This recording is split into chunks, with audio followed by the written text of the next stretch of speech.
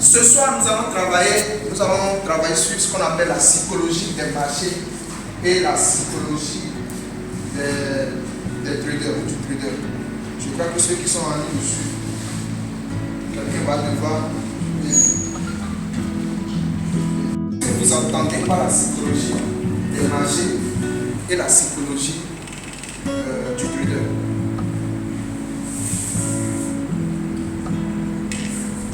Qui veut essayer? Qu'est-ce que vous entendez par la psychologie des marchés et la psychologie du trader? Qui a une idée sur ça? Je peux essayer. Ok, vas-y. En fait, en ce qui concerne la psychologie des marchés, moi je peux dire en fait que chaque marché a sa psychologie. Il y a des marchés, ces marchés ne font que monter. Même si ça commence par descendre, quelques temps après, ça va recommencer, la hausse va encore reprendre. Donc, il faut que le trader, en tant que trader, quand tu es devant les graphiques ou devant ce marché, tu dois connaître la psychologie de ce marché et en fait, combiner ça avec ta psychologie. C'est-à-dire, en voulant, par exemple, si nous prenons l'exemple du Nasdaq, par exemple, c'est que le Nasdaq ne fait que monter. Donc, toi, en tant que trader, on ne refuse pas, tu peux chercher des opportunités de vente, mais tu sauras quand même que même si tu prends des positions de vente, tu ne vas pas trader le long terme en prenant des positions de vente sur le Nasdaq, par exemple. Donc, en combinant en connaissant en fait la psychologie de chaque marché, tu vas pouvoir savoir comment trader chaque type de marché. Je ne sais pas si tu as assisté à une de mes séances sur ça une fois. Sinon, j'en ai écrit ça. C'est ça qui est dit. Lorsque vous voulez trader chaque actif, supposons que vous faites par exemple la bourse ou vous faites les actions boursières, Facebook, Google, Toyota, Coca-Cola, tout ça, vous devez avoir une idée sur la psychologie de cet actif. Vous devez avoir une idée sur l'actif que vous tradez. C'est bon? Tel qu'il vient de le dire, chaque actif a sa psychologie. Exemple, nous allons prendre l'or, nous allons prendre la matière première qu'on appelle l'or et l'actif boursier qu'on appelle le Nasdaq. C'est bon? On va vérifier ça sur l'écran. Il faut savoir faire des pauses aussi. D'accord? Il ne faut pas filmer en continu. L'or c'est XAUUSD. Je suis sur l'or, l'unité de temps mensuel. Je suis sur le graphique. Or, l'unité de temps mensuel.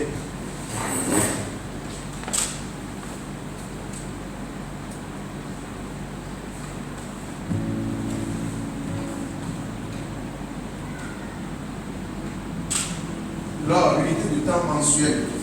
Depuis 1950 et quelques.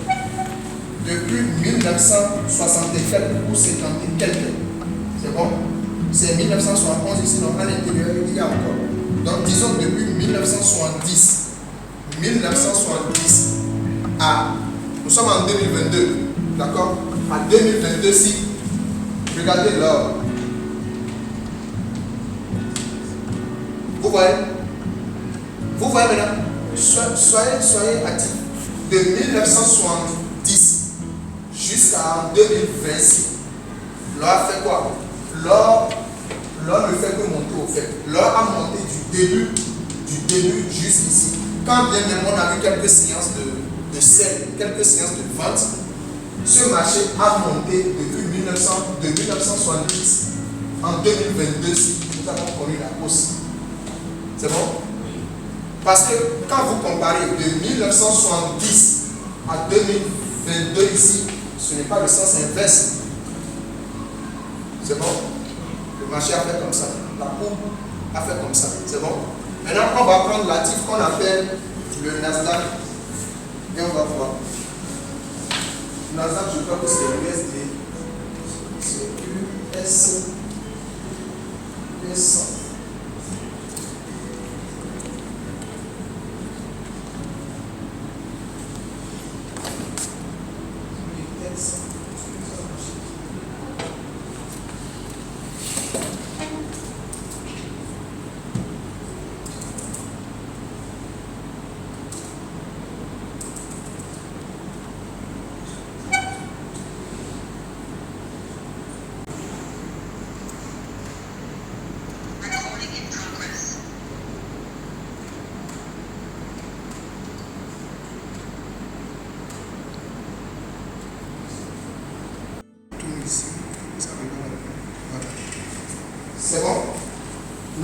vous voyez?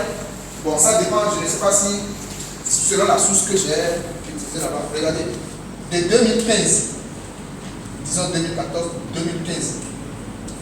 Vous voyez là? Oui. Soyez actifs, d'accord?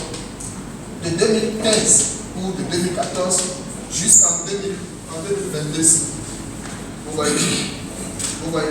C'est un actif qui n'a que monté, d'accord? Il est bien vrai qu'on a eu des séances, il est bien vrai qu'on a eu des séances de vente, de correction en vente. Mais quand on prend ce marché de manière globale, d'accord? De manière globale, c'est un marché qui n'a connu que la hausse. Lorsqu'on voit ce type de marché, on dit que ce marché, c'est la psychologie haussière. C'est bon? La psychologie d'un marché, c'est sa tendance en général.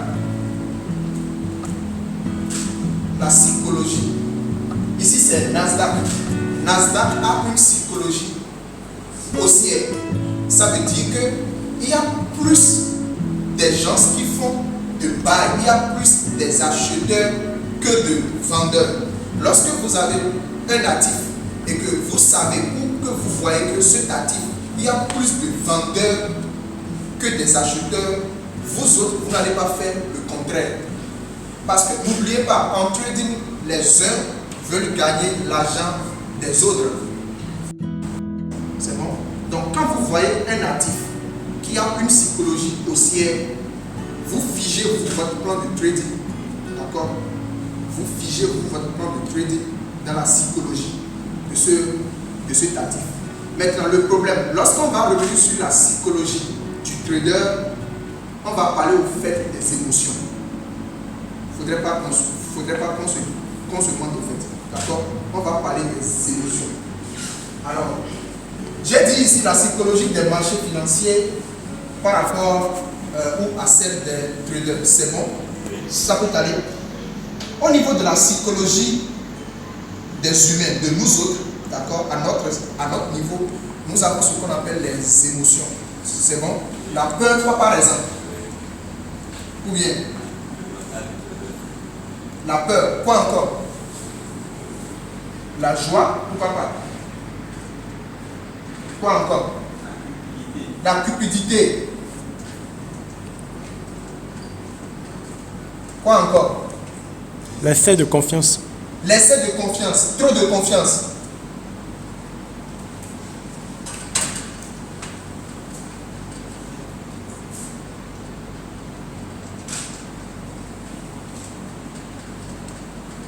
Quoi encore?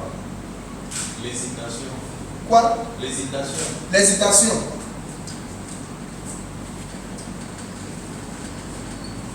La gourmandise, ou bien? C'est ça que vous ne voulez pas dire, non? Moi, je vais dire ça. Vite gagner ou bien? Gagner gros, rapidement. Merci. Parce qu'on va commencer par vivre notre vie de rêve. C'est bon? Ça peut aller? Etc. Alors, qu'est-ce qui fait qu'on a peur en trading? Et qu'est-ce qui fait qu'on est tout joyeux, tout content en trading? D'accord? Lorsque vous perdez de l'argent, la perte, lorsque vous perdez, et je vais vous rappeler quelque chose avant de continuer. Peut-être que c'est un interdit. N'empruntez jamais, d'accord? N'empruntez jamais de l'argent pour faire le trading. Surtout l'argent avec intérêt. N'empruntez jamais de l'argent, surtout avec l'argent à intérêt.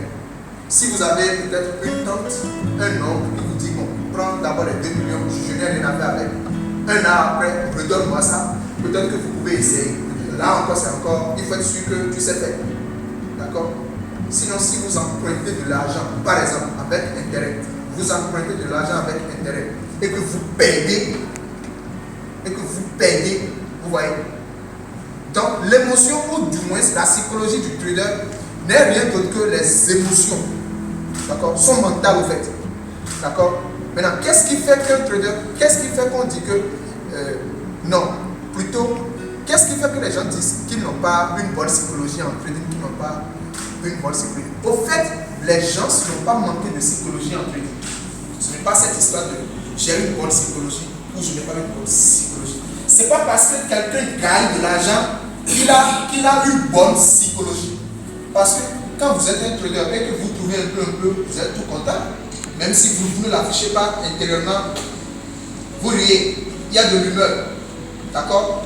Mais quand vous perdez l'argent, vous ne faites que perdre de l'argent chaque fois. Vous voyez, vous êtes triste. Il y a la tristesse. Imaginez que quelqu'un a perdu 2000 $ hier. Peut-être qu'il a créé son compte de 500 $, il a fait un gain de 2500 et il a perdu. Non, il a créé un compte de 500 $, il a gagné 1500, le tout fait 2000. Il a perdu les 2000. Vous voyez que ça fait mal. Ça fait mal, non? C'est bon? Donc, ça entre dans la colonne de la peur, de la tristesse. D'accord? Il est triste. Il a peur. Maintenant, prenons le cas de quelqu'un qui a pris $1. Il prend un compte de 200 $, il gagne plus 2800, le tout revient 3000 $. Il serait comment? Joyeux, non? Ou bien, joyeux, non?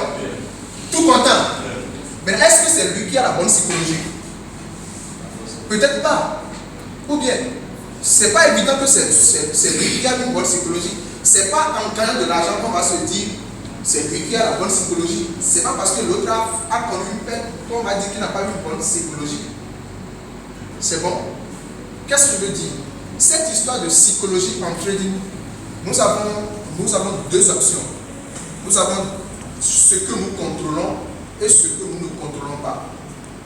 On ira pas à pas. Dans ce que nous contrôlons, nous avons la gourmandise par exemple. C'est nous qui contrôlons le volume que nous voulons prendre.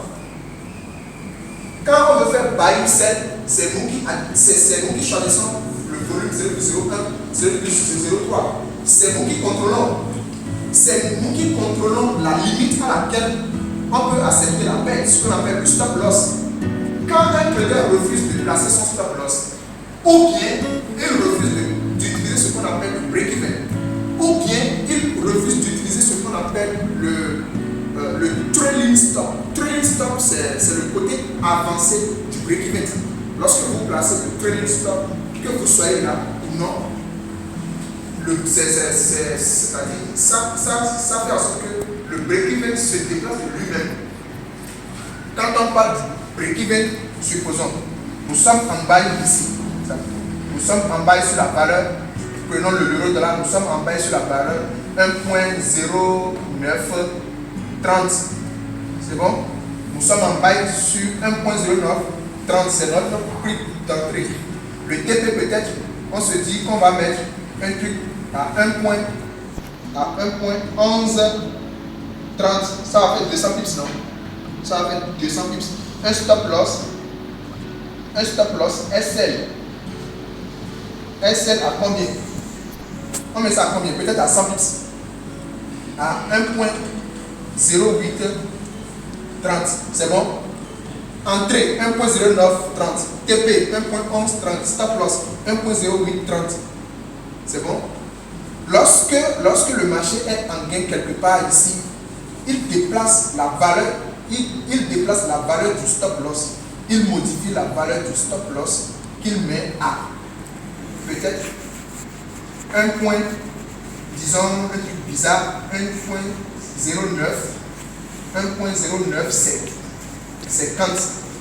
Ça veut dire qu'il a sécurisé la position de 20 pips. Ou bien, donc ça là c'est le stop loss. Modifier le stop loss au-dessus du point d'entrée est appelé le break-even. C'est bon? Maintenant, quand on parle du trailing stop, c'est beaucoup sur l'ordinateur, le téléphone ne fait pas ça. Quand on parle du trailing stop, c'est aussi une option et on dit à la machine que déjà à 10 points, commence à te déplacer à 10 points.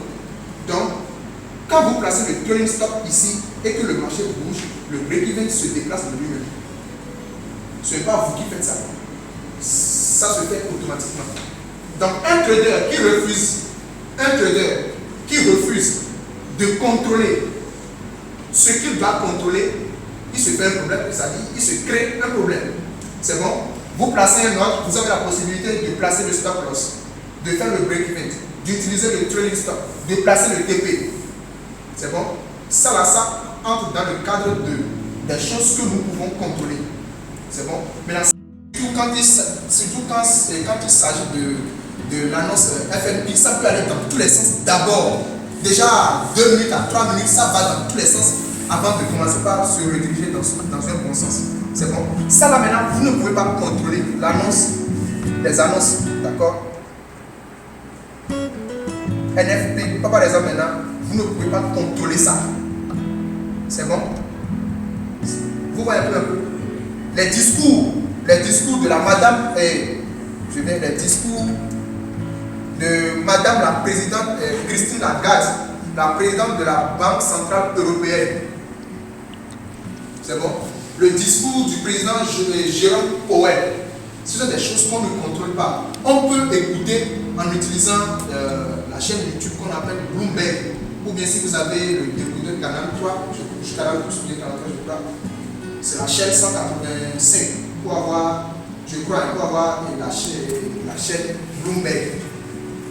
Et 183 pour Euronews. Il parle souvent des histoires du trading, de l'économie. C'est bon? La guerre de Russie contre l'Ukraine. Vous voyez comment ça fait exploser l'or. C'est des choses que vous ne pouvez pas contrôler au fait. Est-ce que quelqu'un savait, en 2021, est-ce que quelqu'un savait que récemment on aura une guerre? Vous voyez? Donc il y a des choses, il y a des choses qui agissent sur le trader. Ce qui fait que cela ne veut pas dire qu'il n'a pas une bonne psychologie. C'est bon? L'histoire de j'ai une bonne psychologie et de ce qui me manque c'est la psychologie. Ça veut dire ça a des choses qu'on peut contrôler et il y a des choses qu'on ne peut pas contrôler. Est-ce que ça va un peu? Est-ce que je suis en train de donner un de plus? Ou bien je donne un de plus, je continue ou bien je m'arrête ici? Alors, le gars qui gagne de l'argent, il est tout content. Ou bien parce qu'il trouve un peu. D'accord? Cela ne veut pas dire que c'est lui qui a une meilleure psychologie. Alors, les choses qui restent et qu'on ne contrôle pas, au fait, ça vient de nous. L'excès de confiance. Tu crois que, tu te dis que le marché, quel que soit le cas, ça va se contrôler et tu ne places pas le stop loss. Le truc vient en rouge. Quelqu'un a cramé une fois son compte sur l'ordinateur, quelqu'un a devant son ordinateur une fois et a vu son compte cramé. Comment ça fait? Ça vient dans un rouge façon. Rouge pas trop clair. D'accord? Et on appelle ça un appel à la marge. Et lorsque le truc va beaucoup plus vite dans ton sens contraire, le rouge est beaucoup plus clair. Plus comme le sang et puis le compte est parti, ça saute. Ou bien, qu'est-ce qui fait ça? C'est parce que on ne veut pas contrôler ce qu'on va contrôler. Si tu places ton stop loss et tu te dis, quel que soit alpha, j'attends voir le résultat. C'est bon? Tu es qui en fait? On ne peut pas se positionner. Je sais que la finalité c'est de se faire un peu de gain. Parce que figer votre plan de trading. Après maintenant on va essayer de voir si on peut.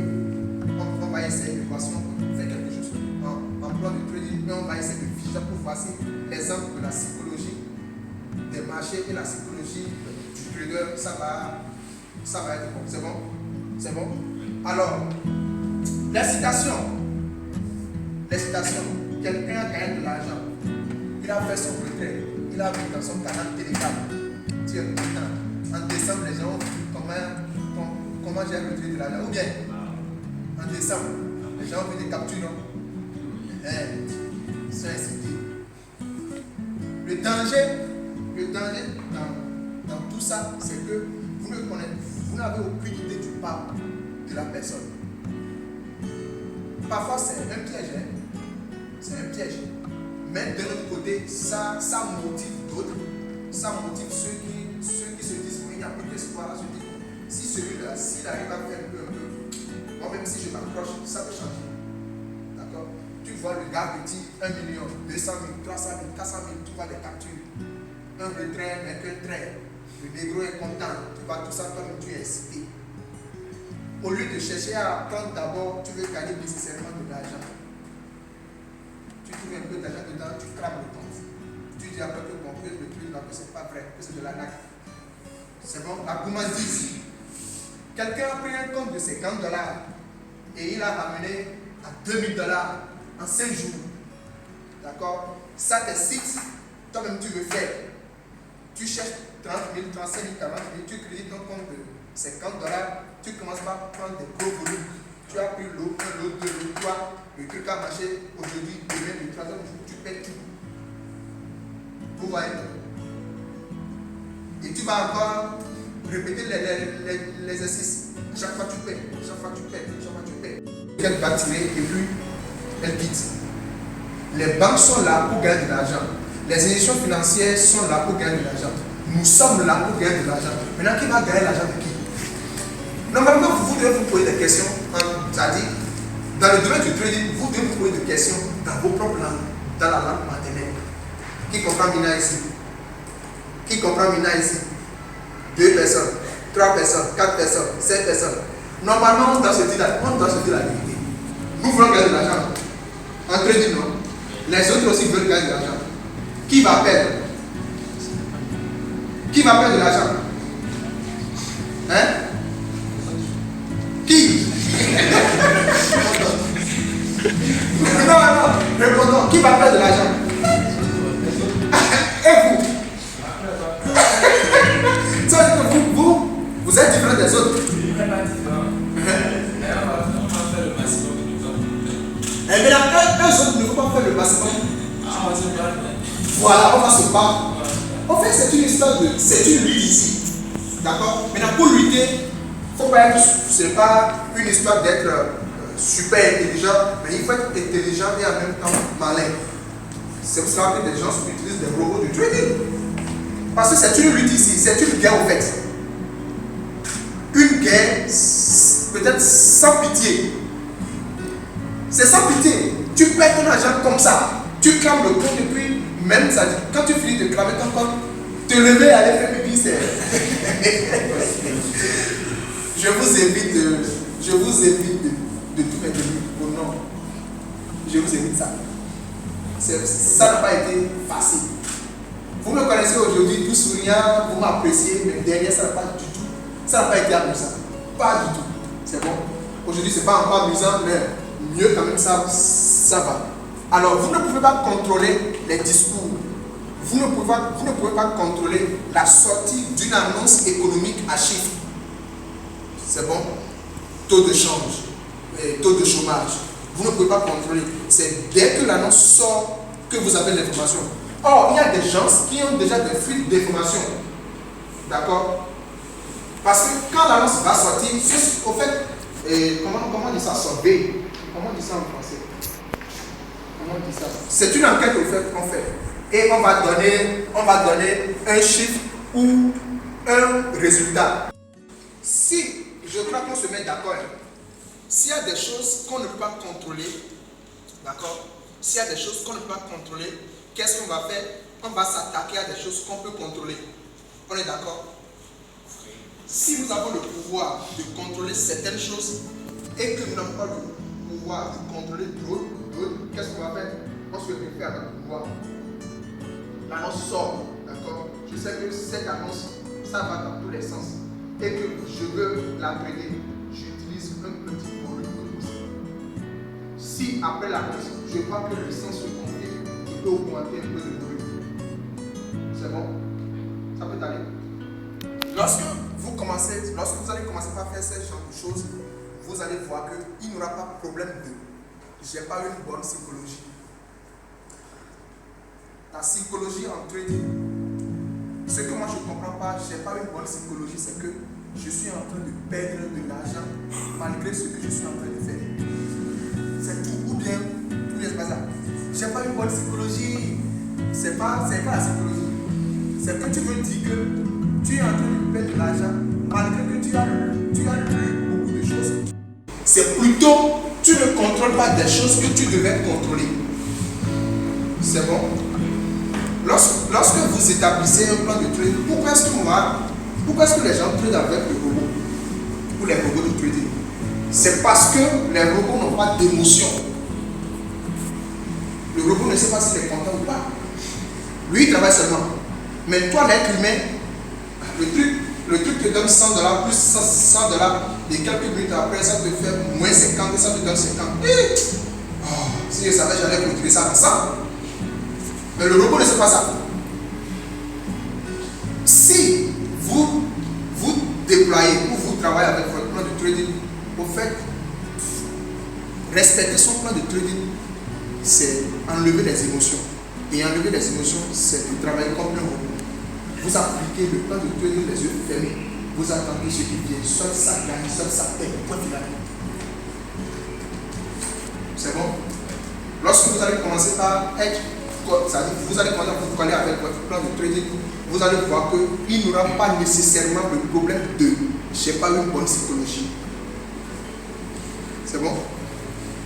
C'est bon? Question, juste la question. 17h17. Question. Question. Juste là, est-ce que ça va un peu? Est-ce que j'ai donné de plus? La psychologie des marchés. Avoir une idée générale. Nasdaq, je reviens sur Nasdaq. Nasdaq 100, c'est un peu comme si, supposons que nous sommes 100 ici. Nous sommes 100 personnes ici. Donc, une personne représente une entreprise. Une personne représente une entreprise. On se met ensemble pour former une association. Quand bien même 4 ou 5 personnes auront des problèmes financièrement, peut-être, ça dit, ton truc ne marche pas, ça ne marche pas, ça ne marche pas. Ça peut ne pas agir sur. Vous voyez? C'est ça en fait le sens de la Nasdaq. 10 personnes peuvent avoir des problèmes, mais ça n'agit pas sur l'ensemble. Vous avez des problèmes, nous derrière, on peut vous sauver. Dans ce cas, qu'est-ce qui se passe? Notre association, devant les yeux de tout le monde, ça tient bon. Vous voyez maintenant? Donc la psychologie de notre association, c'est une psychologie haussière. Malgré qu'à l'intérieur, peut-être Coca-Cola a des problèmes, peut-être Google a des problèmes, Facebook a des problèmes. Mais malgré nos petits problèmes là, ou bien malgré ces petits problèmes, ça n'agit pas sur l'ensemble. Lorsque vous avez une idée sur ce fait, ça vous permet de coller votre plan de trading dans le jeu. Est-ce que j'ai donné un de plus maintenant? Est-ce que ça va un peu? Question? Oui. Mais par rapport à la provision des annonces, oui. Il y a des personnes. Il faut Allusion. Non, allez-y. Par rapport à la lecture des annonces, il y a des gens qui font allusion à 3 têtes, 3 étoiles. Non. Est-ce que ça a vraiment de l'effet par rapport à la provision? Oui, bien sûr. Je vais vous montrer ça ici.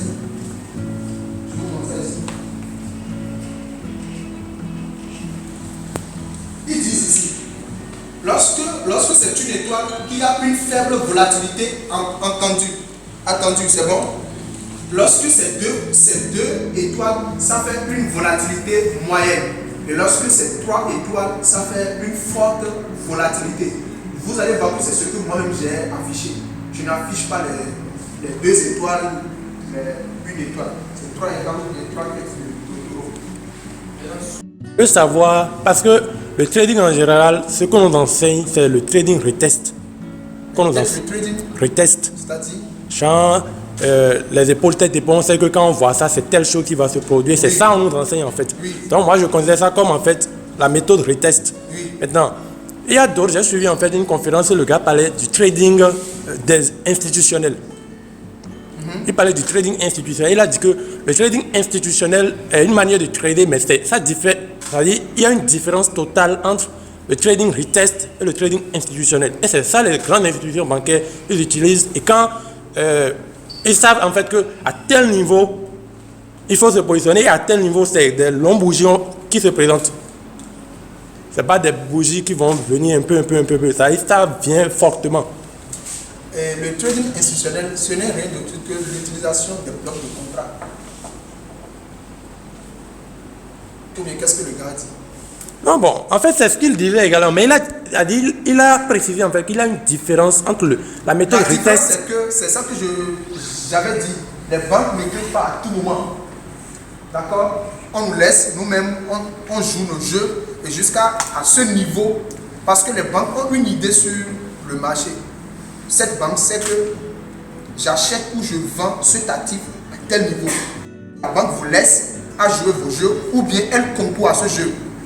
Elle se dit, bon, comme le marché est ici, que ça va venir à ce niveau, je vous aide à faire venir le marché à ce niveau. Vous allez croire que ça va dépasser la zone et moi j'achète. Ou bien je vous laisse, vous jouer vos jeux jusqu'à vous ramener le marché à ce niveau. Et moi j'achète. C'est tout. Le trading... Non, j'ai suivi encore une séance ici. C'était organisé par INSEM. Donc le gars disait en fait que quand on parle de support et résistance, un commerçant peut venir, un vendeur de tomates par exemple, il a en fait assez de liquidité pour payer en fait du tomate. Donc pour payer ça, il peut injecter en fait une petite quantité de son investissement. Par exemple, il a au moins 100 milliards comme ça. Il peut envoyer 30 milliards dedans. Et quand le marché ira, il va prendre ses profits et quitter et attendre encore. Quand ça va revenir encore, c'est là qu'il va encore gérer l'autre partie. Il peut diviser en fait les 100 milliards en 3 et injecter en fait 33 milliards 3 fois. Et c'est ça, on verra en fait, c'est ça on parle en fait, il expliquait en fait la notion de support et de résistance. Donc lui attend en fait la zone de support ou la zone de résistance pour injecter son liquidité. C'est ça que je viens de dire. C'est ça que je viens de dire. Que la banque se dit, j'achète le marché à ce niveau. Qu'est-ce que la banque fait? La banque joue avec vous.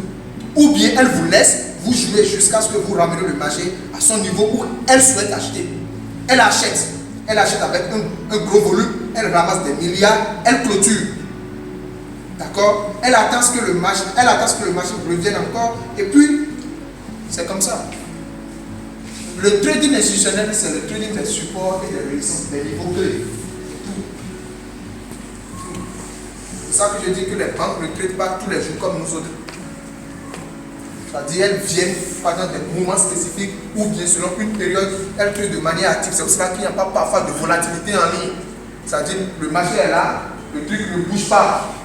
Ça peut être là pendant des 2 jours, 3 jours, même une semaine, ça ne bouge pas. C'est parce que ceux qui font le marché ne sont pas là. Parce que j'ai bien répondu. Question.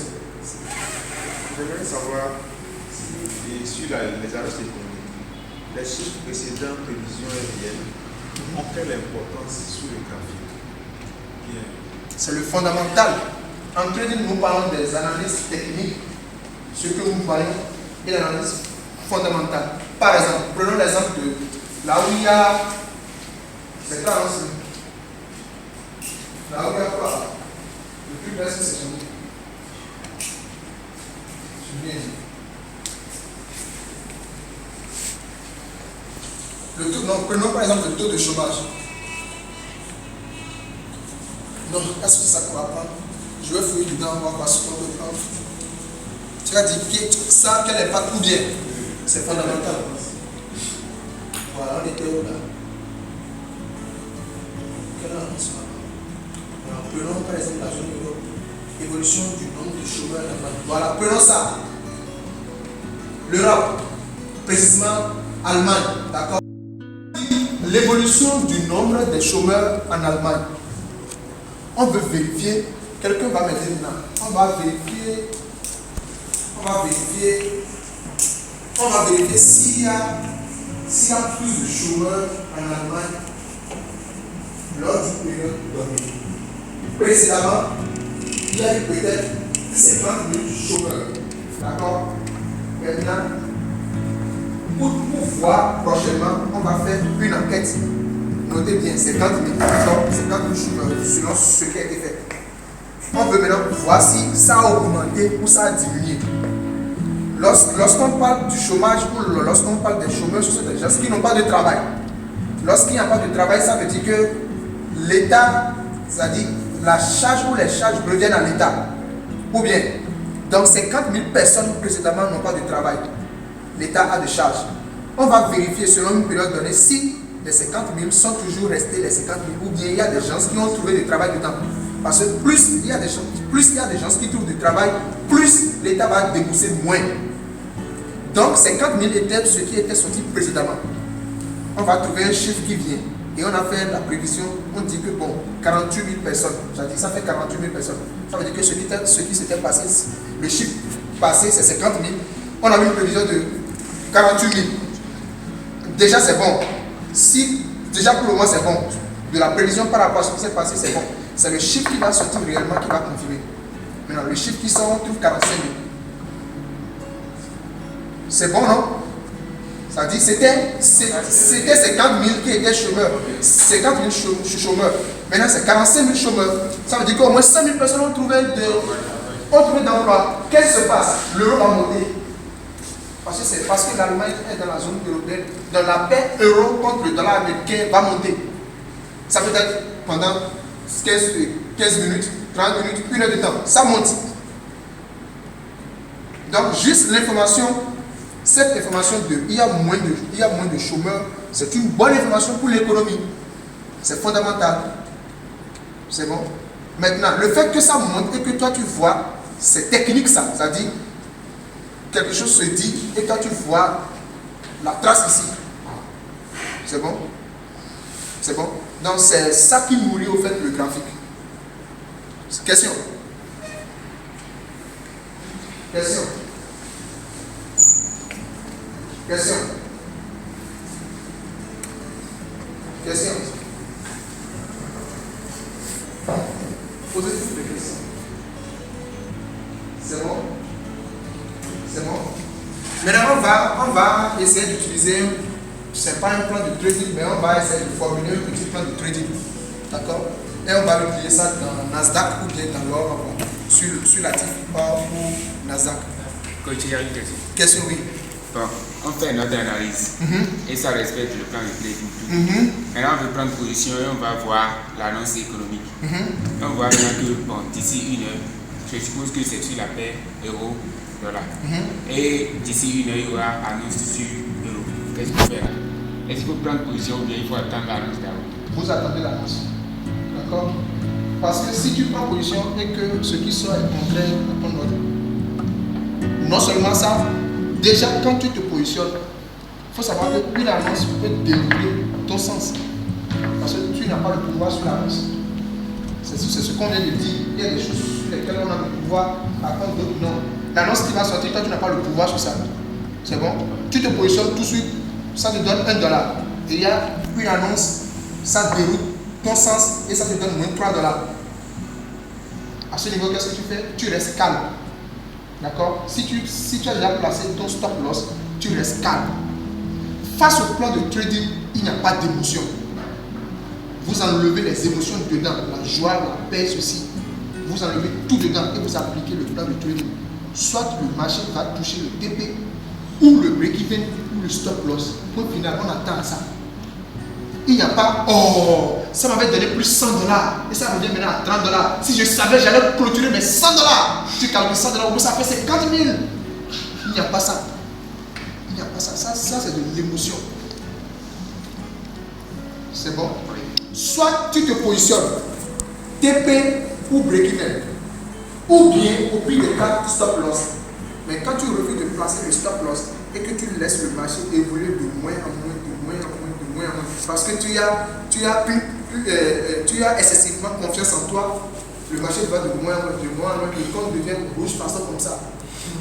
Et puis rouge. Ça se suit. Vous voulez gagner de l'argent, non? Vous voulez gagner de l'argent en tri, non?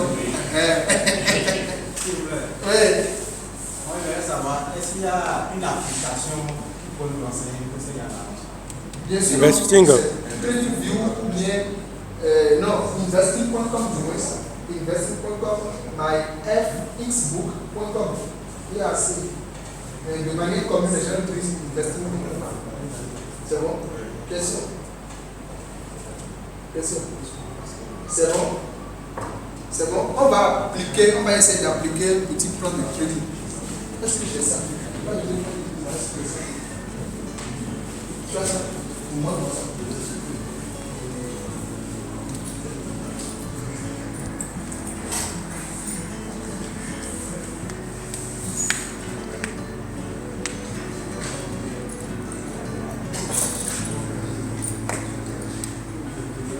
Par exemple, je vais prendre juste quelques parties de ce plan de trading, d'accord?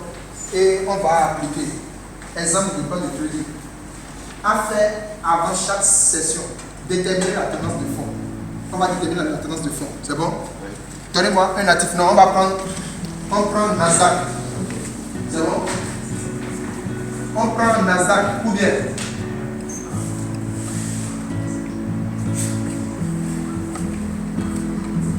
la tendance de fond. Suivez. La tendance de fond, c'est une tendance haussière. C'est bon? On est tous d'accord. C'est une tendance haussière. Ça fait au ça a monté.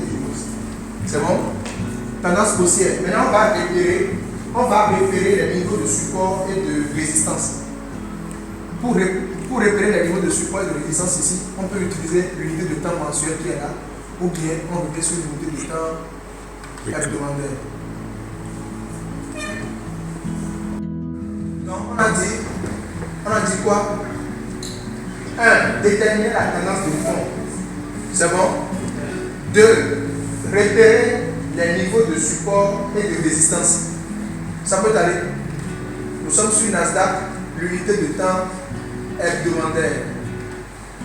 Les niveaux de support et de résistance.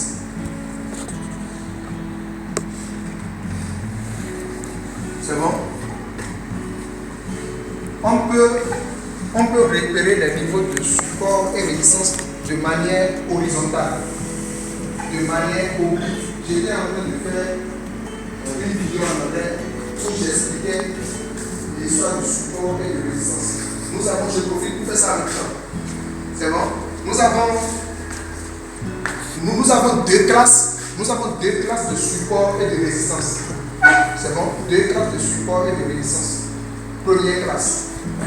Support et résistance classique. Deuxième classe. Support et résistance dynamique. On met quoi dans support, résistance classique et support, résistance dynamique? Support, résistance classique, c'est ce que nous traçons, c'est ce que je suis en train de faire. C'est encore bougé. D'accord? Donc on trace un intervalle de prix de manière horizontale. Ça peut être prix résistant aussi. Support, résistance. Mais ici, dans ce cas, c'est un support. C'est bon? Maintenant, un support de manière classique peut être un prix. Ça peut être un prix comme ça.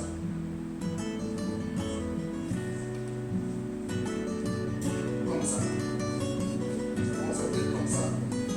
Il va représenter support. Ouais.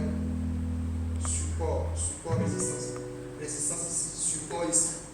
Donc on a support comme intervalle de prix, on a support comme la ligne horizontale. D'accord? Donc en bande ici, en bande qui représente l'intervalle de prix, ou bien horizontale qui représente toujours le prix, ou bien de manière oblique.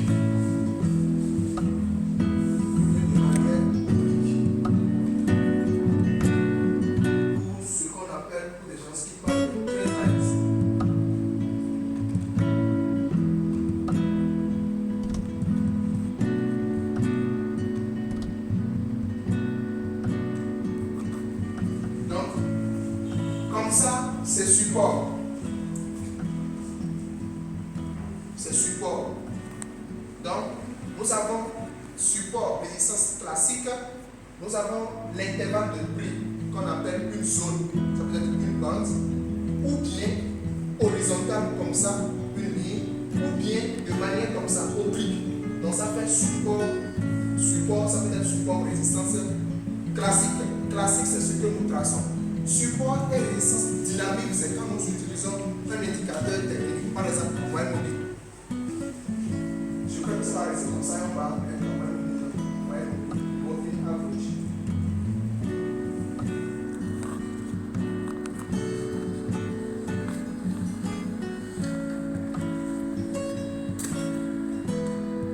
Je change, je mets peut-être 50.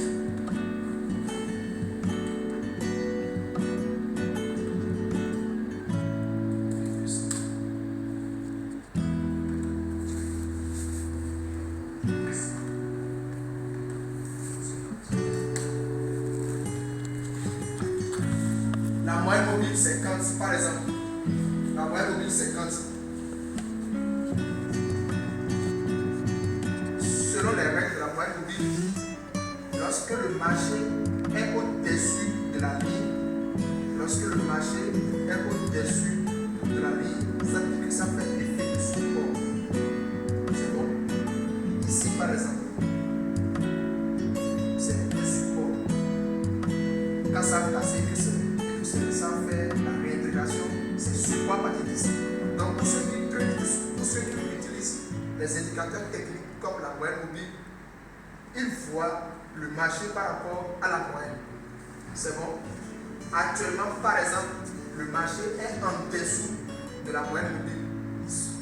Pour eux, peut-être ils vont se préparer pour faire celle. Ce n'est pas ça. Il ne faut pas ça. Il ne suffit pas de voir ça uniquement pour dire que ça fait celle. Et moi, je suis en train de donner juste une petite question. La couleur, ou bien je vais. C'est pas vif, non? Je viens. J'enlève d'abord tout, non? Et je laisse uniquement les moyennes mobiles.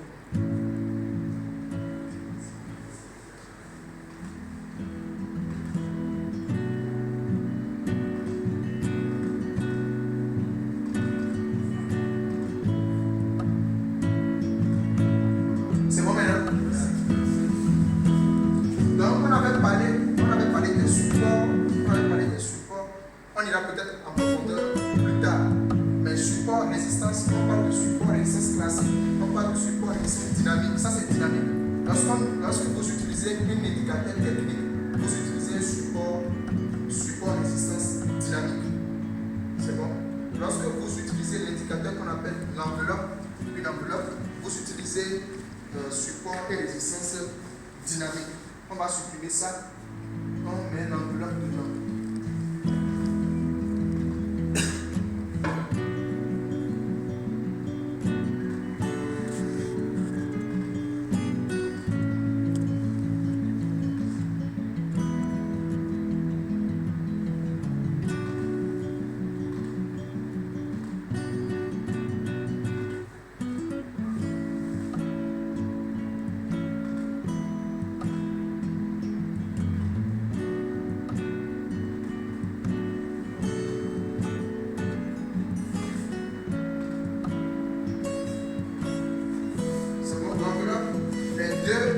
Les deux lignes ici, de part et d'autre, ici ça fait support, ici ça fait résistance.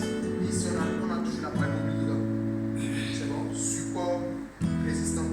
Donc c'est dynamique. Pourquoi c'est dynamique? Ça évolue avec le marché. Un autre exemple encore, lorsque vous utilisez les points pivots. Les points pivots entrent dans l'histoire du support et de résistance dynamique.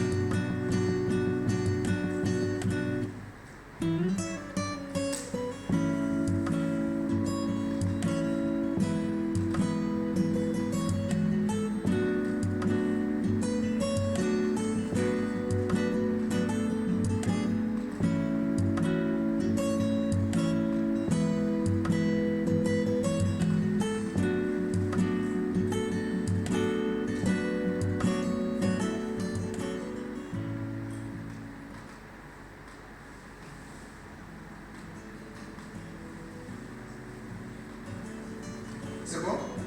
Les points pivots, nous avons le pivot central. Nous avons les supports. Support numéro 1. Nous avons par exemple le pivot central ici. Support numéro 1, support numéro 2, support numéro 3, support numéro 4, support numéro 5. Résistance numéro 1, 2, 3, 4, 5. Donc, pourquoi est-ce que c'est dynamique? À chaque ouverture, clôture du marché, ou lorsque le serveur change, si on est aujourd'hui lundi, c'est une supposition, oui, c'est samedi. Si c'était lundi par exemple et que vous utilisez le pivot standard traditionnel, le lendemain mardi, le pivot ça va changer de point, des niveaux de support de résistance. C'est bon? C'est bon? Donc ça rentre dans le cadre des supports et des résistances dynamiques.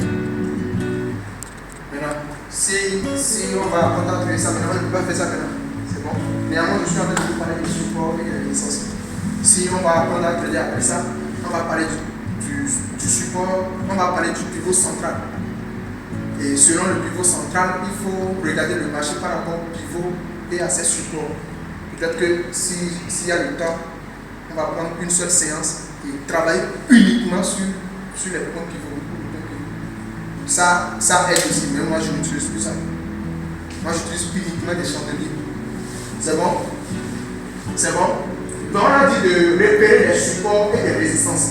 Soit vous êtes des gens qui utilisent des indicateurs. Si vous utilisez des indicateurs techniques, voilà les types d'indicateurs que vous pouvez utiliser lorsqu'on parle des supports et de résistance. Soit c'est la moyenne mobile, soit c'est le point pivot, soit c'est l'enveloppe, ainsi de suite. C'est bon? On a dit de repérer les supports et les résistances. Maintenant, moi je vais repérer les supports et les résistances sans point pivot.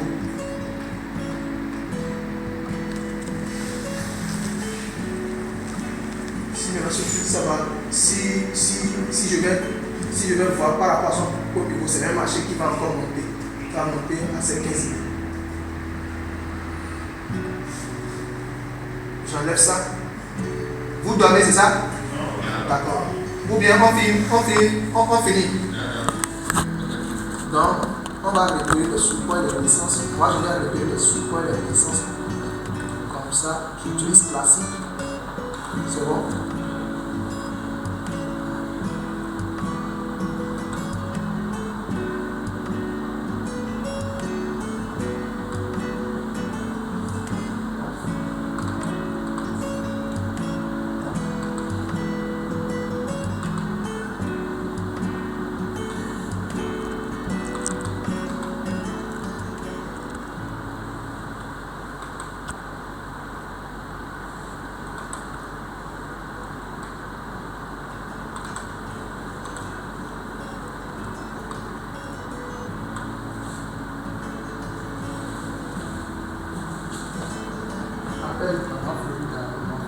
Ah non, rappel.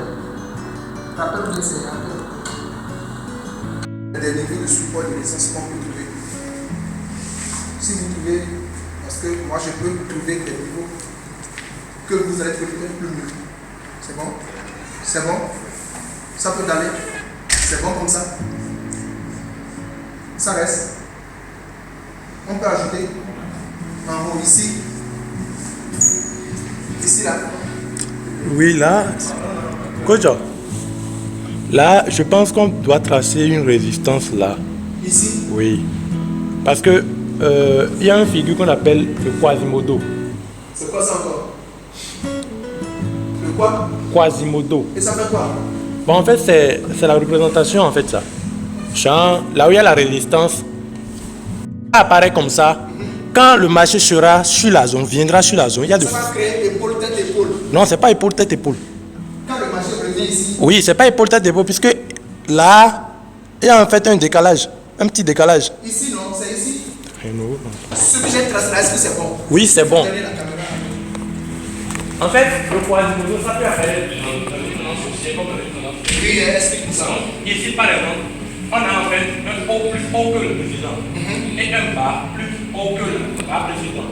Donc, ici aussi, on a encore un haut qui est précédent et qui est plus haut que le précédent. Donc, ici, on voit que le bas ici est plus bas que le précédent bas.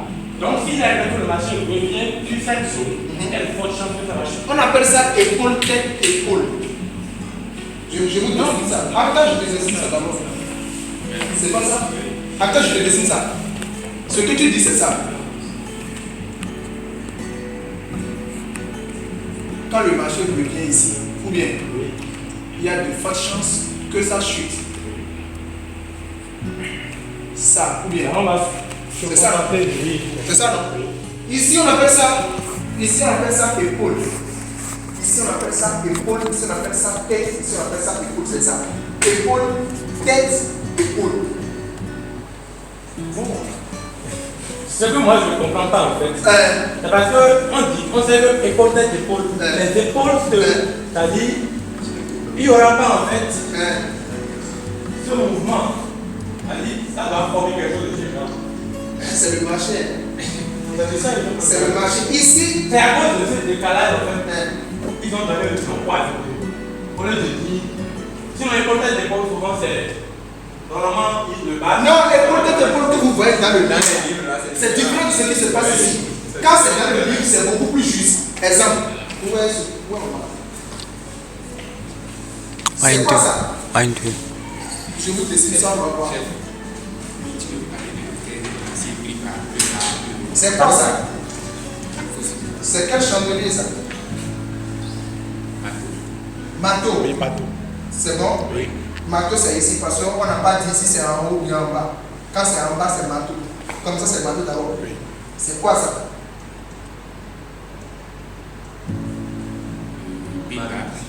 C'est toujours bateau. C'est toujours manteau. C'est toujours bateau. Je vous ai dit ça. Manteau, on représente manteau comme ça ou comme ça. Avec ou une petite mèche haute. C'est bon? J'ai envoyé un lien dans le groupe Telegram. Est-ce que quelqu'un l'a téléchargé? Ou va sur ça. Va sur ça.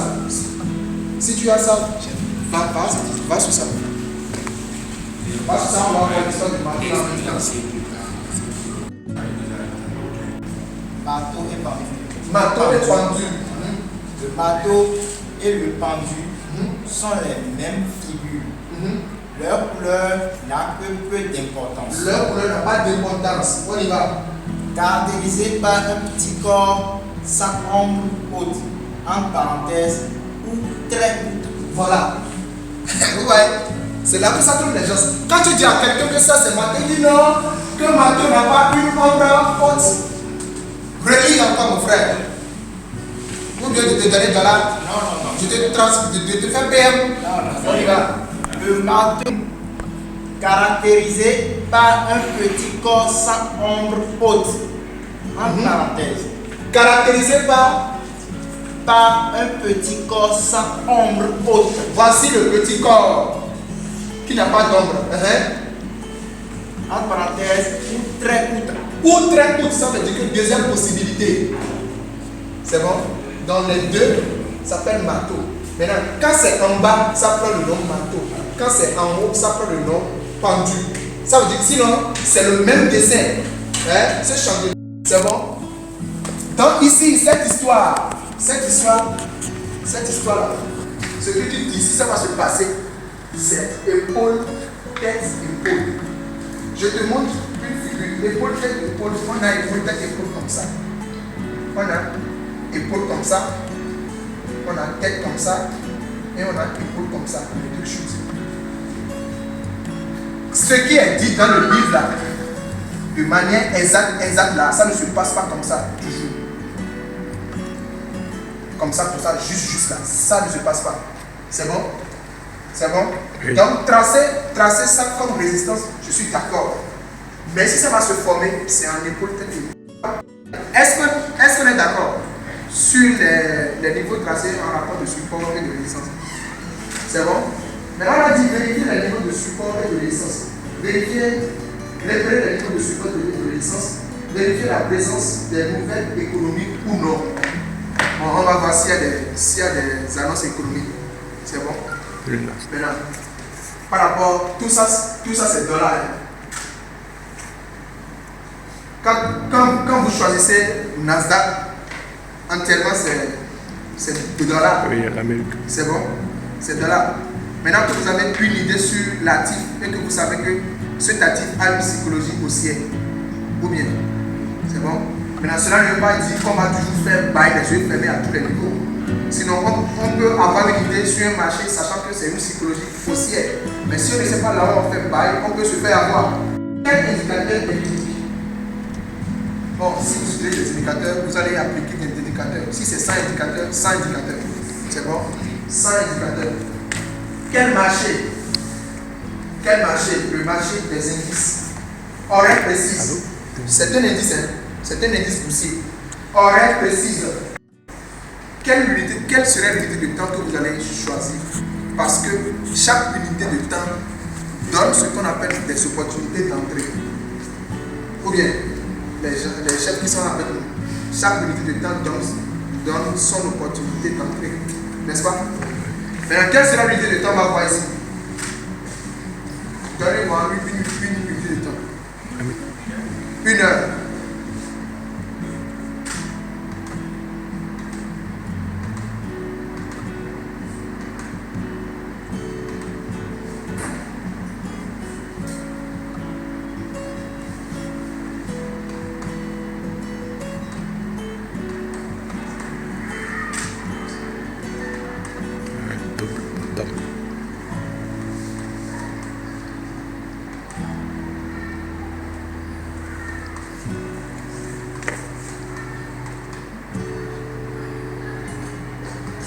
C'est bon?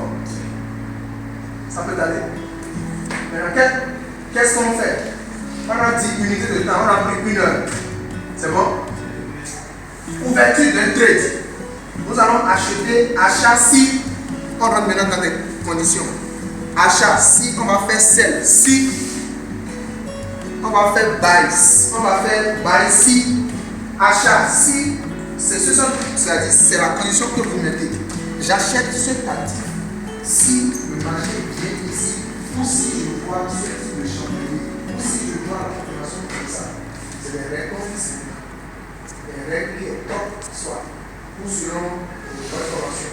Si dans la formation on vous dit acheter le marché au niveau du support, mais avant de l'acheter au niveau du support, vérifiez si le chandelier japonais en question a laissé une flèche au niveau de la solution de précision. Ce n'est pas parce que le marché vient sur une zone de support qu'on achète. Forcément, un support, c'est d'abord une zone d'observation. On va voir ce qui se passe à ce niveau. C'est bon? Donc, ce n'est pas parce que c'est sur un support qu'on va acheter nécessairement. Pourquoi? Parce qu'un support peut devenir une résistance. On peut prendre le risque d'acheter sur un support. Parfois, si vous voulez jouer comme Rodolphe, vous prenez des gros lots, vous faites buy, ça prend lui, coupe ses $500 ou $800 et quitte. Mais souffrez que ça ne marche pas toujours. Ou bien, parce que sur une zone de support, il est probable que le marché peut casser, faire le pullback et continuer ce qu'il est. Donc, selon ce que vous avez appris, vous mettez votre condition. J'achète le marché si je vois le chandelier ou si je vois que ce chandelier a fait tel type. Ou j'attends la confirmation, ou j'attends ceci. Je vends le marché si ce marché est sur une zone de résistance, ou si je vends ceci, ou si je vends cela. Maintenant, on va faire un exemple par rapport à ça. C'est bon? Maintenant, qu'est-ce qu'on va faire ici? Qu'est-ce qu'on va faire? Nous allons acheter le marché comment? Ou bien nous allons vendre le marché comment? Je vous attends. Comme c'est aussi là, on va attendre que le marché revienne sur le support. On va attendre que le marché revienne sur le support. Qui encore? Pour la résistance. Oui, sur la résistance qui sera maintenant support. On attend. Donc pour vous, on attend que le marché revienne ici, c'est ça? Ou bien ici. D'accord? Et si le marché revenait ici, au milieu ici, là, il y a un support interne. Au milieu ici, là. Regardez. Au milieu ici, il y a un support interne. Je vais te dire ça en bas. C'est beaucoup plus avantageux pour les scalpers. Au milieu ici, il y a un support interne. Ouais. Ouais. C'est bon pour tout le monde. Ça peut servir au scalping. C'est-à-dire, tu fais ton entrée à 2 à 3 bougies, tu clôtures.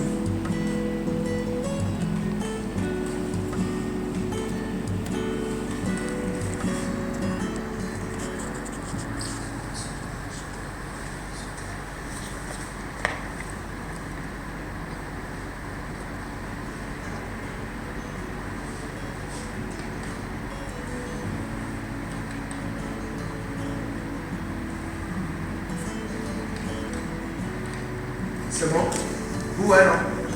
La zone là, c'est une zone de support et résistance interne. Le marché sort de la zone. Venez. Le marché sort de la zone, fait un pullback. C'est le pullback ça. Le marché sort de la zone. Vous voyez ici. Ici. Vous voyez ici. Vous voyez ici. Ici. Ici. Ici. C'est pour ça qu'on dit qu'une zone de support de résistance n'est pas une zone durable. On ne fait pas ça automatiquement. Pourquoi? Quand le marché était ici, vous voyez ce chandelier, je vais s'ouvrir.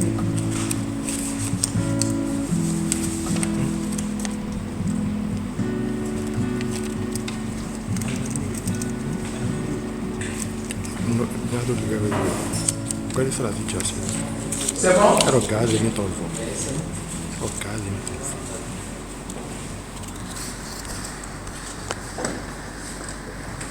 Quand le marché a cassé,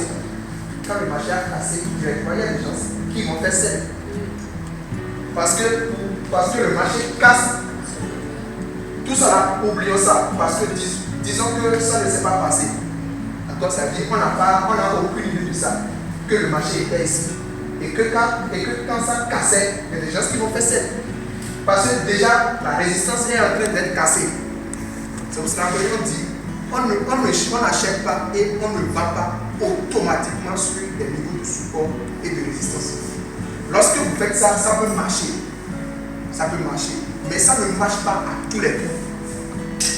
C'est bon? Parce que la résistance qui est en train d'être cassée a fait un effet rejet. Ce chandelier, c'était un chandelier rouge jusqu'à ce niveau. Qui connaît la composition d'un chandelier? Nous avons un chandelier japonais nous donne 5 informations. Le prix d'ouverture, le prix de clôture, le plus haut, le plus bas et le sens ou la direction. Ça fait 5. Chaque chandelier nous donne 5 informations. Si je prends ce chandelier, le prix d'ouverture c'était ici. Le prix d'ouverture c'était ici. Ça s'est dirigé vers le bas. D'accord? Ça s'est rétréci vers le haut. Et ça s'est clôturé ici. Ouverture, clôture. Plus bas, plus haut. Le sens du chandelier ou la couleur, c'est une couleur verte. Donc ça fait osciller. Mais quand ça se passait, c'est 1 heure et 15 minutes. 1 heure. Quand ça se passait, c'était déjà dans le rouge. C'est bon. Maintenant, si on décompose ça, ça aide beaucoup les scalpeurs, les gens qui utilisent 1 minute, 5 minutes, 15 minutes. Déjà en 1 heure, ils vont trouver leur opportunité d'entrer. C'est bon? Donc ici, cette zone représente une résistance en même temps un support. C'est bon? Donc on peut attendre aussi le marché à ce niveau si on veut prendre le risque. On attend le marché à ce niveau.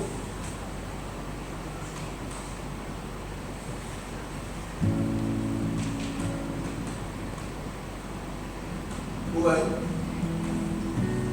Ici, ici, ici, ici, ici.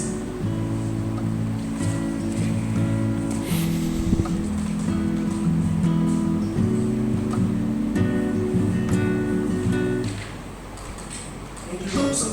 C'est bon. Maintenant, quand on vient sur l'unité de temps beaucoup plus inférieure que ça, on trouve encore des opportunités beaucoup plus. Plus l'unité de temps est inférieure, plus on a des opportunités. Mais là, la différence, on a parfois des fausses opportunités, des fausses signaux au fait. On va sur 15 minutes.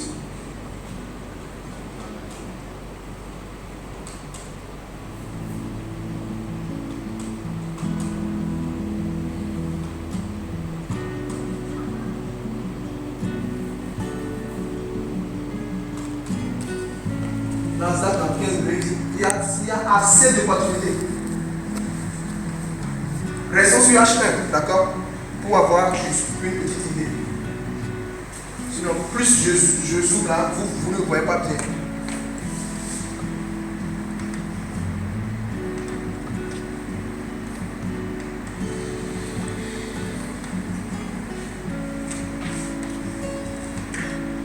C'est bon? Donc on va attendre le marché à ce niveau avant d'acheter. On attend le marché. On attend le marché à ce niveau. Quand le marché est souvent au milieu là, c'est pas bon. On le fait rien. On attend le marché à ce niveau avant d'acheter. C'est bon? C'est bon? Ça peut calmer. Question. Si ça ne venait pas. Si ça ne vient pas, si ça ne vient pas, on laisse. Souvent, nous forçons, on veut toujours trader, on veut toujours faire l'entrée. Si ça ne vient pas, ça laisse. Si le marché ne vient pas à vos niveaux favorables, vous ne faites rien.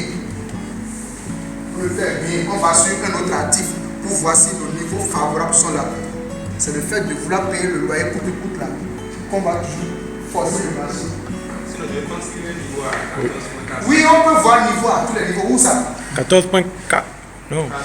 14 400. 14 400. Un peu en bas. Ici. Un peu en bas. 14 400. Oui. Ici. On peut parler de. Je viens. Je vais voir si c'est ça. Un tout bouton. C'est ça? Est-ce qu'il est bien placé? C'est ça que tu dis? Oui. Ou bien je viens un peu en bas? Toi, tu fais ça.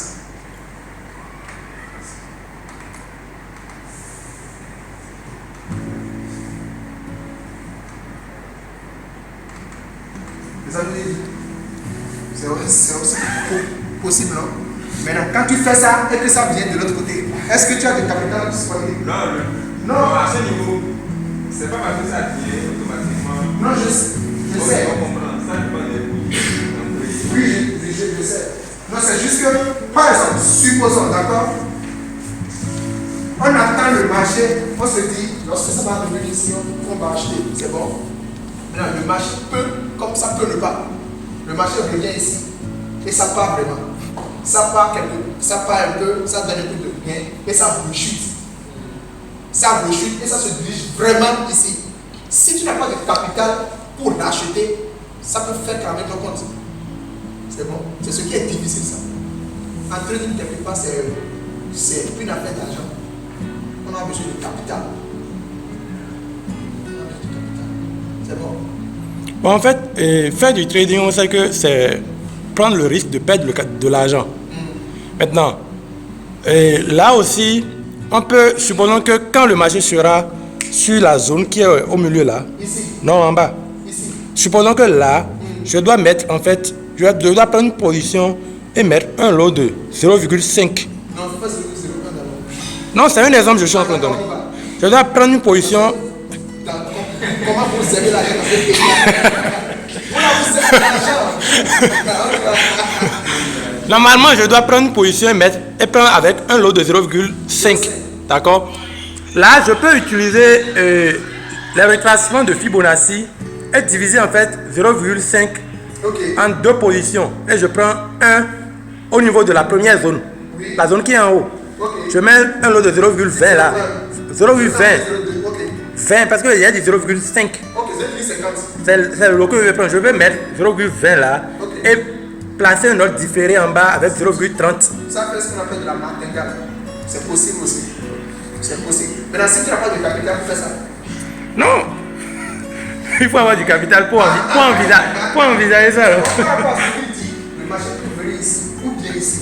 D'accord? Maintenant, si tu as du capital, tu prends ici et tu reprends ici. C'est bon? Maintenant, là où ça peut encore faire mal, si ça tenait de revenir ici, pour faire ce qu'on appelle le triple bottom.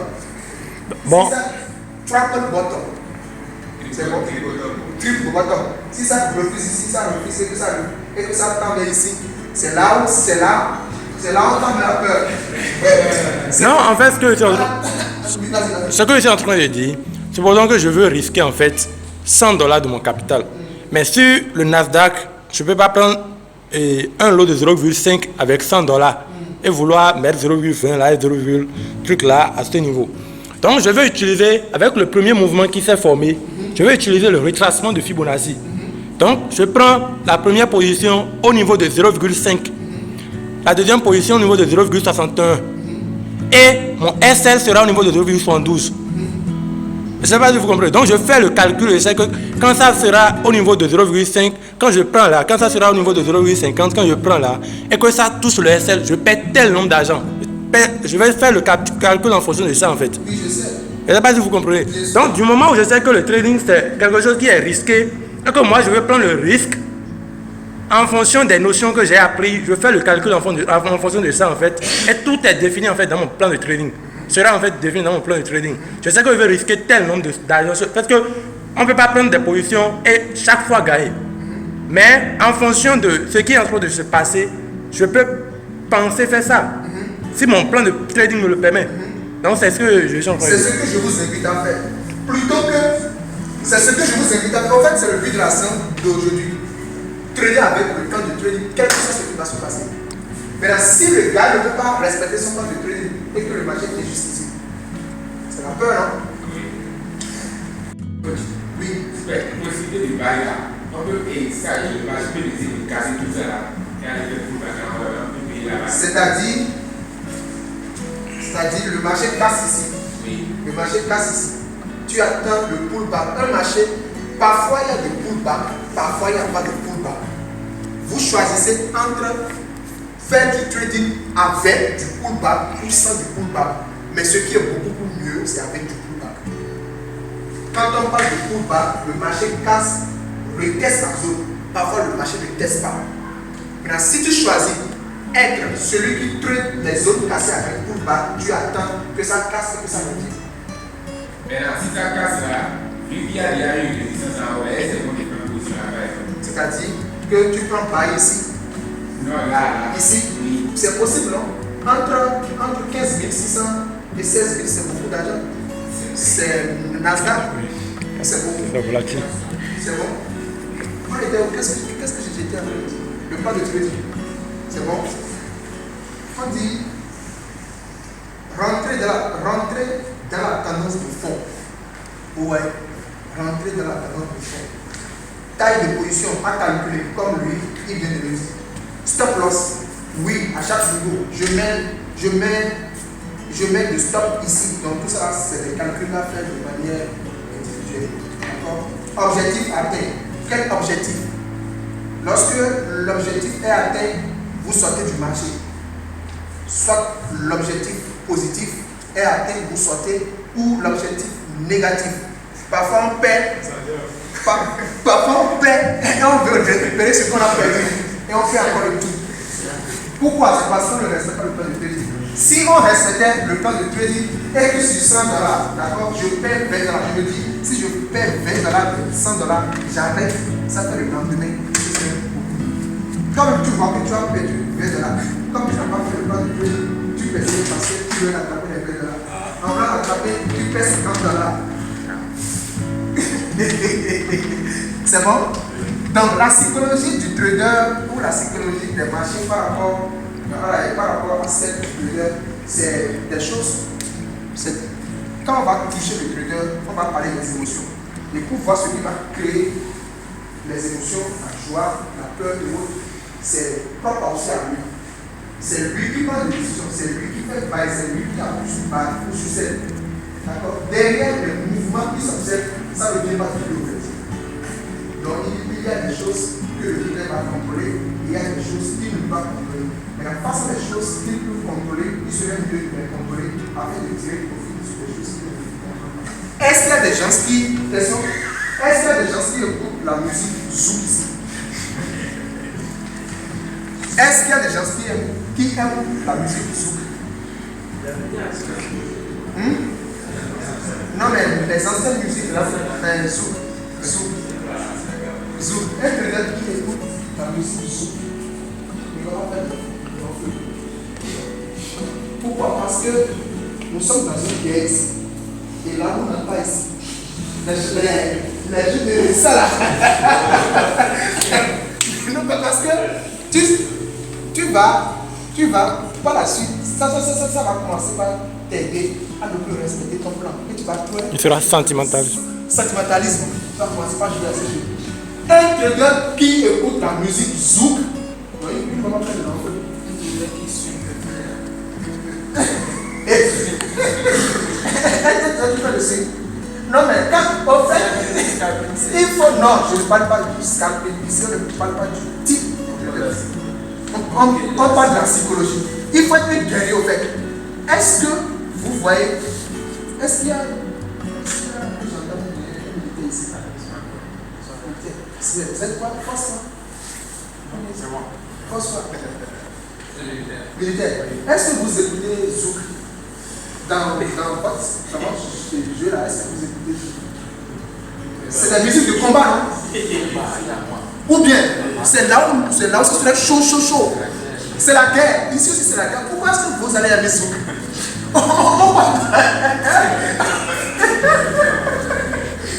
On parle de gagner de l'argent. On a dit l'argent. Le sang. Les gars, non, nous sommes entre nous. On parle de gagner de l'argent, la fête de l'argent et le gain de l'argent. Et vous allez écouter Zouk. Les gangsters. C'est ça. Les gangsters, lorsque toi-même tu écoutes, tous ces petits bons, ce qui se passe ça même. Dangereux. Mais quand c'est doucement, arrêtez ça. Doucement, vas-y doucement. Arrêtez ce genre de musique. Si c'est doucement, s'il vous plaît. À la musique de méditation. La méditation. D'accord? Un trader, oui. Classique. Un trader va faire beaucoup de sport. Beaucoup de sport. Pour contrôler ça. Un trader va lire beaucoup même. Pour forger le mental. Un trader ne se querelle pas avec sa femme. Un trader qui se querelle avec sa femme, c'est clair le problème. Non mais parce que sur ce que nous contrôlons, il y a des effets extérieurs qui agissent sur nous, qui font qu'on n'arrive plus à se contrôler. Il suffit que ça dit tu as des problèmes avec ta femme, elle crie sur toi ou bien du moins s'il y a de disputes, et puis quand tu viens devant ton graphique, tu vas oublier le plan de trading. Parce que mentalement, tu n'es pas à l'aise, tu n'es pas stable. Parfois, le fait qu'on ne respecte pas le plan de trading, ça vient de l'extérieur.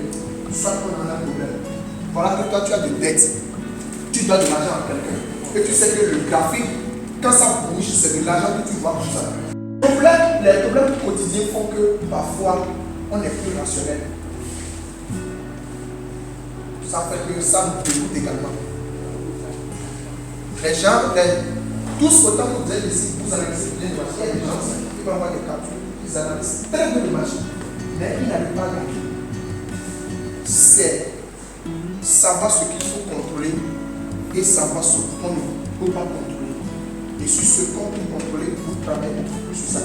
Vous savez que lorsque j'ai des problèmes d'argent, lorsque je dois de l'argent à quelqu'un, je ne vais pas trader nécessairement pour gagner de l'argent pour payer la personne. Parce que ça peut marcher comme ça peut ne pas marcher. À chaque fois, je dis que ça peut, comme ça peut ne pas. D'accord? Vous devez 500 000 à quelqu'un.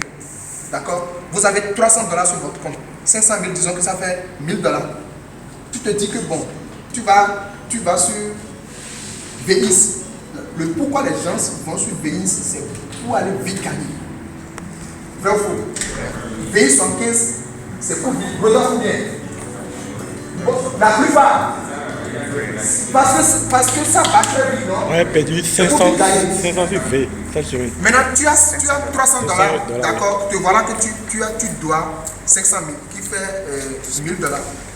Quelqu'un a pris 300 $ sur Venise, il a fait 2000. Toi aussi, tu te dis que tu peux faire. Déjà, tu fais le calcul. Donc, si moi-même je fais 2000 $, je vais retirer les 1000, payer l'autre, et puis ça va rester. Tu payes les 300 $. Vous voyez qu'on commence à créer plus d'émotions. C'est bon?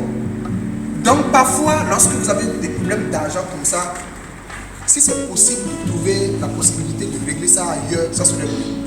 Mais ça peut arriver. Moi j'ai des problèmes d'argent et c'est grâce au trading que moi j'ai payé. Voilà. Je ne dis pas que ça ne peut pas marcher. Ça peut marcher, mais parfois ça ne marche pas. Au cas où ça ne marche pas, qu'est-ce qu'il faut faire? C'est là le problème. Parce que parfois c'est un peu comme si on se crée plus de problèmes. C'est bon? Donc à partir d'aujourd'hui, n'aimez pas la musique zouk. Non. On parle, vas-y doucement ici. Non, ici, c'est la guerre. C'est la guerre. C'est bon? Ici, c'est comme, c'est-à-dire, ici, ce n'est pas la guerre avec des fusils. C'est la guerre d'argent ici.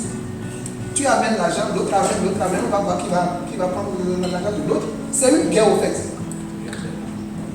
C'est bon? Ça peut aller. Bon, voilà un peu ce que je voulais partager avec vous. Question. S'il n'y a pas de questions, est-ce que vous avez des questions? Question. Est-ce que vous avez appris un peu sur la psychologie des marchés par rapport à la psychologie du trader? Est-ce que vous avez appris un peu? Question. Oui. Est-ce qu'il est bon de faire du scalp? Bien sûr, le scalping commence par partir à partir de M1, M1, M5 et ça termine par M15. Ça, en France. Bien sûr, partout. L'unité de temps comprise pour le scalping, c'est de 1 minute, 5 minutes, 15 minutes. Avec l'histoire de Sprite là, faire le scalping avec M1 là, je pense pas que ça soit. C'est la même chose. Le spread, quand vous êtes sur l'euro-dollar par exemple, le spread de 1 minute, c'est toujours le même spread de daily. Non, je refuse pas. Mais quand je suis sur du M1, il peut y avoir vite de retournement. Genre, j'ai un double bottom, je prends un bow, et après 5 minutes seulement, ça je commence pas à chuter, alors que le spread n'est pas encore comblé. Je sais pas si vous comprenez. J'ai pas compris. Tu te positionnes sur buy. Oui, après un double bottom. Et après 5 minutes après, le marché a monté 5 minutes. Et je suis en seulement quelque chose, j'ai pris un lot de 0,01.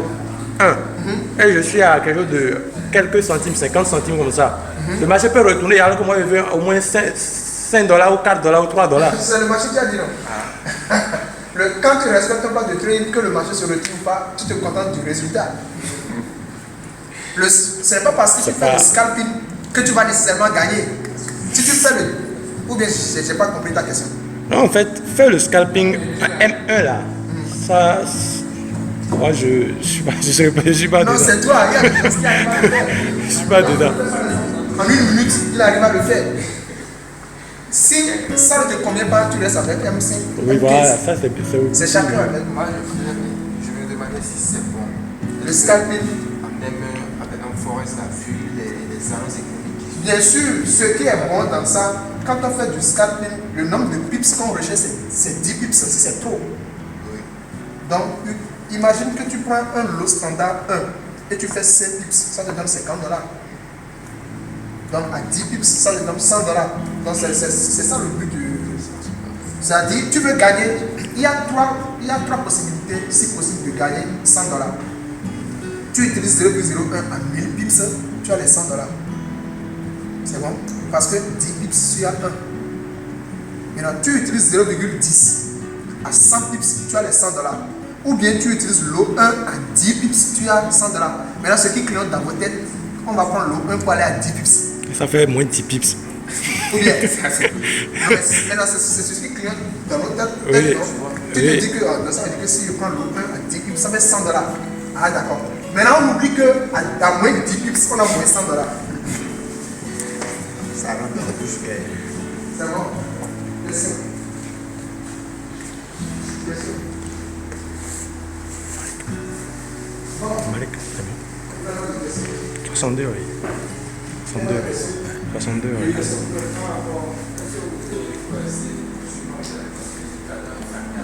Fanta, oui, mais je n'utilise pas ça. J'ai entendu parler de ça, mais je n'utilise pas. Non, moi je n'utilise plus les indicateurs techniques. Mais j'avais utilisé assez les RSI, les stétations, les paraboliques, les MACD, Ishimoku, bande de Bollinger, enveloppe, moyenne mobile, j'avais fait tout ça. RSI, j'avais fait tout ça. Je ne dis pas que ceux qui le font n'arrivent pas à le faire, non. Par exemple, Tami Kabat, j'utilise RSI et les moyennes mobiles. Et comment est-ce qu'on appelle ça? Belkayat. Oui. C'est un Marocain. RSI. Un Marocain, si je ne me trompe pas. Il a créé même sa propre. Belkayat System. Son truc là, sa moyenne mobile ou des trucs comme ça. Et voilà. Chacun utilise ce qu'il veut parce que c'est la Il utilise guerre. beaucoup plus les volumes. Le volume. Moi, je n'utilise pas le volume parce que je ne comprends pas ça. Volume, moi, je ne comprends pas. J'ai cherché, mais je n'ai pas trop compris. Peut-être que je vais pousser plus de. Il y a des choses que moi-même je ne comprends pas. Ok, envoie-moi ça. C'est des choses que moi-même je ne comprends pas. Seulement qu'à partir du moment où je n'attends pas ça pour trouver un peu là. Bon, parfois, bon, c'est pas une bête, mais on cherche quelque chose. Entre nous, on veut des choses plus simples pour ne pas se compliquer la vie. Si jamais tu trouves une technique et puis ça t'aide, tu ne vas pas vouloir aller chercher d'autres. Sinon, Il faut de chercher d'autres. Tu abandonnes ce qui marche. voilà, peut-être que tu as pris assez de temps pour chercher et puis tu arrives à trouver un peu maintenant. Au lieu de garder le peu, tu vas vouloir encore chercher d'autres. Tu vas encore perdre ce peu. Pourquoi depuis 2019 là, je n'ai pas changé de vie. Je n'ai pas changé. C'est changé japonais, j'observe. Ça peut t'arriver. Question. Est-ce que vous conseillez les supports Automatique. Ça veut dire quoi? C'est sur ça. Pourquoi est-ce que si c'est bon, si c'est testé que c'est bon, c'est bon. Si c'est bon, c'est bon. Si le gars vient de trouver un peu dedans, c'est bon. Maintenant, il faut tester ça avec toi pour voir si ça correspond. Si c'est bon, c'est bon. C'est bon, c'est bon. Seulement que un support ou une résistance, ce n'est pas des emplois traités obligatoirement. À la première vue, ce n'est pas un emploi où il faut traiter. C'est d'abord l'observation. Qu'est-ce qui se passe sur une zone de résistance? Qu'est-ce qui se passe sur une zone de support? Parce que quand tu dis que support, on achète, il ne faut pas oublier que ce support peut être cassé et donner l'office en résistance. C'est bon? Question? Question? J'espère que vous allez apprendre un peu. C'est bon? Ça peut aller. Question? La psychologie, oui. Oui. Vas-y. Celui qui a peur, qu'est-ce que c'est? Celui qui a peur. Il veut traiter, mais il a peur. Il a peur de quoi? On a peur de perdre. Il a peur. La peur, c'est aussi le fait qu'on n'a pas confiance. On ne sait pas ce qu'on veut faire. On a peur parce qu'on ne sait pas ce qu'on veut faire. Et ça vient d'où? Ça vient du fait qu'on ne s'est pas formé. Tu t'es fait former avec un gars qui ne t'a pas laissé. D'accord? Déjà lors de la formation, le gars te donne du courage. D'accord? Maintenant, toi tu n'as pas reçu ça, tu ne t'es pas fait former. Tu as juste vu ou tu as entendu parler de ça. Toi-même tu le fais. Déjà la peur se crée. La peur ne vient pas dans le vide. Soit tu as reçu une formation. Quand même tu reçois une formation, déjà on t'enlève la peur. C'est parce que tu ne sais pas qu'on t'initie. Lorsque vous suivez, on vous apprend à quelque chose, vous grandissez. Actuellement ici, vous avez appris de nouvelles choses par rapport au truc. Vous avez grandi. Plus que tel que vous étiez lorsque vous avez fait votre entrée ici. D'accord? Donc déjà, il y a de la confiance qui s'installe. Maintenant, si ce n'est pas le cas, c'est bon? Donc celui qui a peur, soit il ne sait pas ce qu'il veut faire, il ne veut pas savoir ce qu'on veut faire, c'est qu'on n'en a pas appris à le faire, sauf si je n'ai pas bien répondu. S'il a peur, ça veut dire qu'il n'a aucune idée de ce qu'il veut faire. C'est un peu comme si tu n'as jamais étudié et on te dit d'aller composer les épreuves de bac. Tu n'as jamais fait les cours primaires. Tu ne sais même pas écrire ton nom et prénom. Et on te dit d'aller au bac. Forcément, tu auras peur. C'est bon? Question? Vas-y. Par exemple, hier, moi j'étais sur. C'était vendredi hier. Moi j'avais pris hier en voulant prendre position. J'ai laissé, donc je me suis fait former. Pourtant j'avais peur à cause des annonces économiques.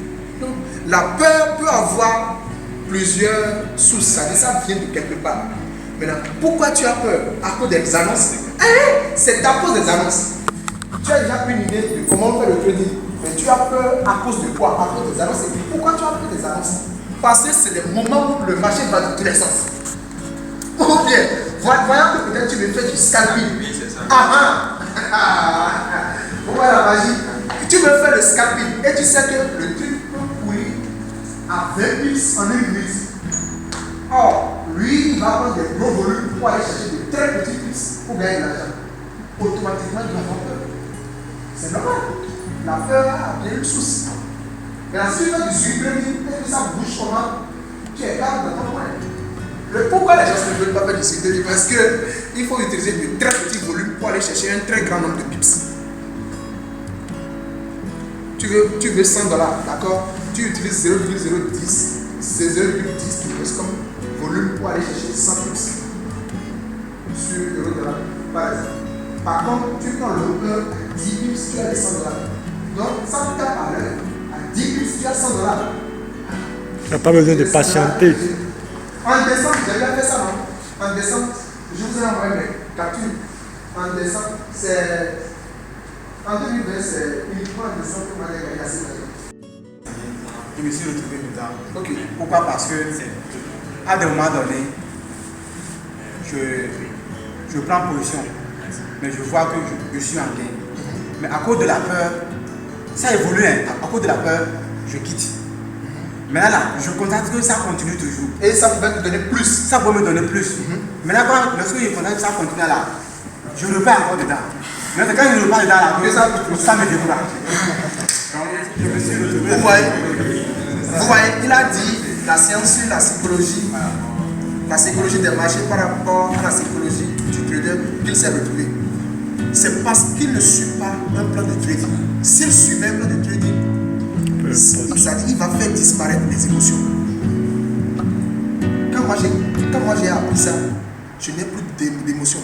Soit tu paies 3 $, 5 $, 10 $, ou bien tu gagnes en break-even 2 $, ou bien ça touche le TP 15 $. C'est ça ou ne c'est pas ça. Soit ça touche le stop loss, le break-even, ou bien le trailing stop, ou bien le TP. Sans ça, le reste là, tu t'en moques. Tu vas voir que tu auras plus de confiance sur n'importe quel actif. C'est bon? Ça veut dire que j'ai apporté un de plus. Merci. Pression. Pression. Bon, s'il n'y a pas de pression, on va finir. Je ne sais pas de pression, il est 18h46. Il n'est pas complété. Et lorsqu'on quitte Porte-Nouveau, Porte-Nouveau, c'est pas ici, c'est au pas, il faut traverser 4 villes. Pas 4 villes. C'est Bodo ici. C'est bon? C'est bon? Bon, s'il n'y a pas, je sais que vous n'aimez pas partir comme ça. S'il n'y a pas de questions, on va se dire rendez-vous à la prochaine.